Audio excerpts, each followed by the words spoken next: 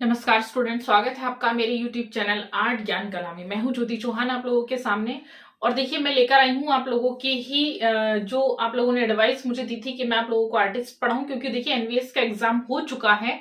अभी हमारा जो फोकस रहेगा आगे वो रहेगा केवी और आपका यूपी टीजीटी पर। तो देखिए, एक चीज मैं बता देती हूँ, आप लोग मेरे पास पर्सनली कॉल करते हैं कि हमें ये बता दीजिएगा कि पेपर कब हो रहा है, कौन सी बुक पढ़े। ये सारी ही चीजें मैं यहाँ पर आप लोगों को ऑलरेडी बता चुकी हूँ। और मैं आप लोगों से एक चीज और कहूंगी, मैं जल्दी मोटिवेशनल वीडियो भी लेकर आऊंगी, क्योंकि उसमें मुझे लगता है आप लोगों को जरूरत है कि हमें क्या तरीका यूज करना चाहिए।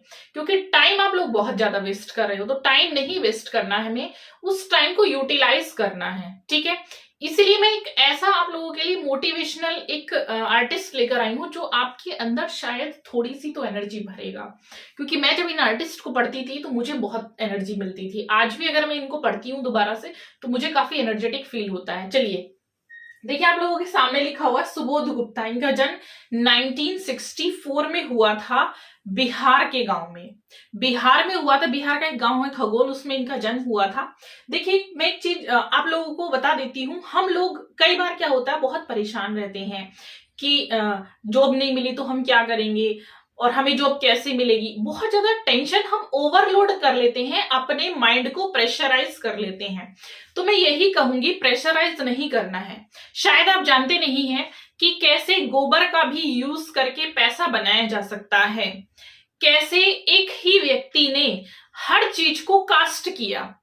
आप देख रहे हैं, उसी का नतीजा है। मैंने देखा है कि दिल्ली में आज भी इन चीजों को कास्ट करके जो एक आइडिया सुबोध गुप्ता ने दिया था, उसी आइडियाज को यूज करके दिल्ली में 7 जो अजूबे हैं उनको बनाया गया है। जैसे ताजमहल आपका है, पिरामिड आपका बना हुआ है, इस तरह की और भी चीजें बनी हुई हैं। तो उन चीजों को आप देखिएगा किस तरह से कास्ट किया गया। उनका आइडिया कहां से आया? उनका आइडिया सुबोध गुप्ता से आया, क्योंकि सुबोध गुप्ता ने गोबर को भी नहीं छोड़ा, उन्होंने प्लास्टिक की चीजों को भी नहीं छोड़ा, उन्होंने लोहे की चीजों को भी नहीं छोड़ा, स्टील को भी नहीं छोड़ा। कैसे बेस्ड चीजों को यूज करके एक कलाकृति का निर्माण किया जाता है, अगर ये सीखना है तो आपको सुबोध गुप्ता जरूर पढ़ना चाहिए। जी हाँ, मैं उन्हीं के बारे में लेकर आई हूं आज। तो हम पढ़ेंगे सुबोध गुप्ता को, लेकिन उससे पहले आप लोग क्या करेंगे, लाइक कर दीजिए, शेयर कर दीजिए, कमेंट कर दीजिए। चलिए, अब मैं देखिए सुबोध गुप्ता को बताऊंगी। इतना तो मैं बता चुकी हूँ उनके बारे में, क्योंकि इनको जो हम जानते हैं सुबोध गुप्ता को, वो बर्तन वाला के नाम से जानते हैं। क्या आप जानते हैं, इनके पीछे भी एक प्रदर्शनी लगी थी हाल ही में, राष्ट्रीय आधुनिक कला संग्रहालय नई दिल्ली में प्रदर्शनी लगाई गई थी और उसमें इनके कुछ कलाकृतियां प्रस्तुत की गई थी। उन कलाकृतियों में आपने देखा होगा कि जिन जिन चीजों को इन्होंने कास्ट किया है, किस तरीके से कास्ट करके उन्होंने बनाया। कई बार हम ढूंढते रह जाते हैं कि हमें न्यू क्रिएटिविटी कहाँ जगानी है। अगर क्रिएटिविटी आपके अंदर है तो आप कुछ भी कर सकते हैं, कोई भी चीज आपके लिए मुश्किल नहीं। एक बिजनेस आप लोग खड़ा कर सकते हैं।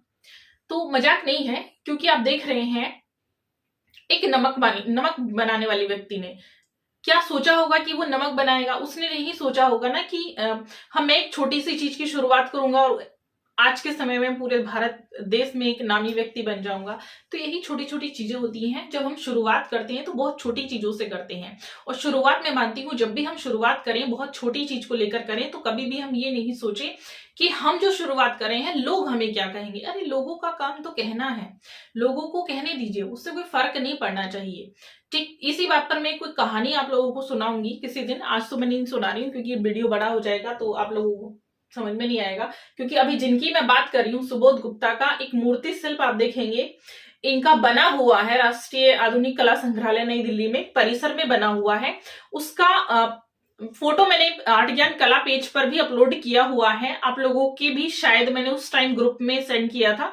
जो लोग बाद में जुड़े हैं वो लोग देख सकते हैं। इसमें इन्होंने ग्लास, स्टील की बकेट, इस तरह की चीजें लगाई हैं। एक बोधि वृक्ष बनाया है और इस वृक्ष को बनाते हुए इन्होंने स्वयं बोला था कि मैं एक ऐसी चीज को बनाना चाहता हूं और ऐसी जगह बनाना चाहता हूं जिसके आगे खड़े रहकर दुनिया फोटो खिंचाए, लोग फोटो खिंचाए। मतलब लोगों को वो चीज इतनी आकर्षित करे कि उसके पास खड़े रहकर लोग फोटो खिंचा कर जाए। और सच बताऊं, मैंने भी जब इसको देखा तो मैंने भी इसके पास जाकर फोटो खिंचाया। मैं मानती हूं जो भी आर्टिस्ट, जो भी कलाकार, जो भी लेखक वहां पर जाता होगा वो वहां फोटो खिंचाकर जरूर आता होगा। इसकी सुंदरता ही कुछ अजीब है। तो चलिए जान लेते हैं। देखिएगा, इनको अंतरराष्ट्रीय जगत ने किस नाम से से जाना जाता है, बर्तन वाला के नाम से विख्यात है क्योंकि इन्होंने मोस्टली बर्तन पर काम किया है। कैसे वो मैं आपको बताऊंगी। इनकी प्रसिद्धि इंस्टॉलेशन, मूर्ति शिल्प, वीडियो परफॉर्मेंस, चित्रों के लिए।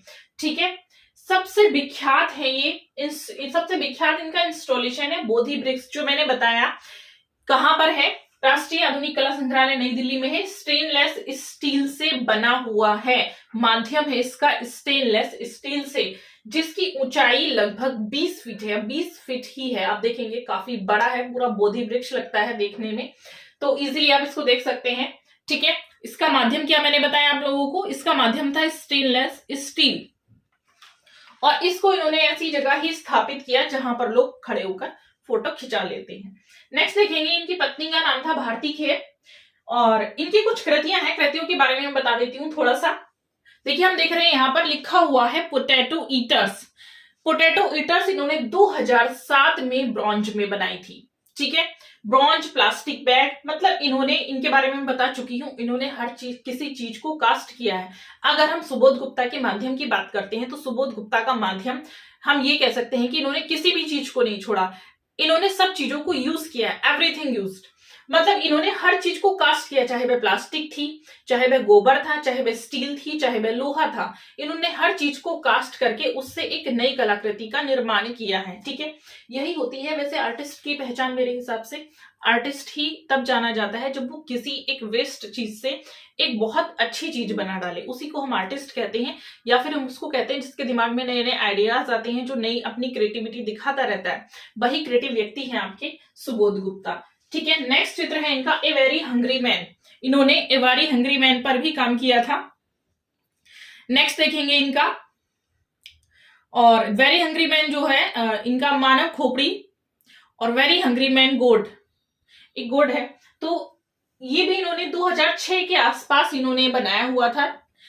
और लिखेंगे, देखिए इनके चित्रों की प्रदर्शनी 16 जनवरी के आसपास लगाई गई थी, 16 जनवरी से मार्च तक लगी थी, 2014 की बात है। उस समय इनके कुछ चित्रों को, इस तरह के चित्रों को प्रदर्शित किया गया था। कहाँ लगी थी, और राष्ट्रीय आधुनिक कला संग्रहालय नई दिल्ली में इनके चित्रों की प्रदर्शनी को लगाया गया था। अब देखिएगा, इसके बाद स्टेनलेस स्टील में ही इन्होंने कुछ चित्र बनाए हैं, कुछ और चीजें बनाई हैं, जैसे मिल्क रूट, मिल्क कैंस, आप देखेंगे ये भी इनका दिल्ली में ही है, लगा हुआ है वहीं पर। मानव खोपड़ी है, और एक इनका ये पहला इंस्टॉलेशन है माई मदर एंड मी, इन्होंने वो जो गोईठे होते हैं उसका निर्माण करके इस कलाकृति को बनाया था।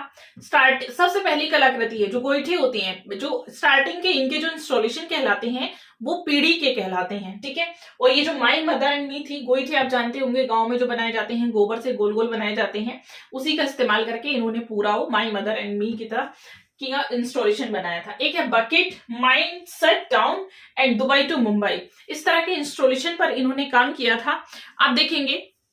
और अभी ये वर्तमान में गुरुग्राम में रहकर, मतलब गुड़गांव में रहकर भी काम करते हैं। इनको दयावती मोदी पुरस्कार दिया गया था 2014 में।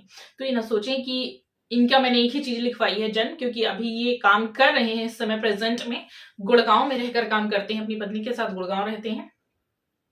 तो देखिएगा, मैं एक ही चीज कहूंगी कि इस तरह के आर्टिस्ट को जब भी हम पढ़ते हैं तो कुछ मन में ऐसे भाव आ जाते हैं कि आज के समय में तो आप देखते हैं बहुत सारी फैसिलिटीज हैं, और मैं कहूंगी कि फैसिलिटीज से कभी भी व्यक्ति नहीं पढ़ता है। आप देखते भी हैं, मैं अपने पेज पर, अपनी फेसबुक पे भी कुछ इस तरह के आप लोगों के लिए आर्टिकल्स डालती रहती हूँ, जो आप लोगों को अंदर से थोड़ा सा प्रोत्साहित करें। और मेरा मेन मोटिव ही होता है कि आप लोग कहीं ना कहीं से प्रोत्साहित हो जाएं और कुछ करें। ठीक है, तो कोशिश करिएगा कि उस समय जब सुबोध गुप्ता ने, जब कुछ भी ऐसे माध्यम नहीं थे, इन चीजों को कास्ट करके एक नई कलाकृति का निर्माण किया, तो आप तो आर्ट के बारे में बहुत कुछ जानते हैं। जगाइए अपने अंदर की क्रिएटिविटी को और कर दिखाइए कुछ नया। इसी के साथ मैं मिलूंगी नए कुछ टॉपिक के साथ, तब तक के लिए थैंक यू सो मच।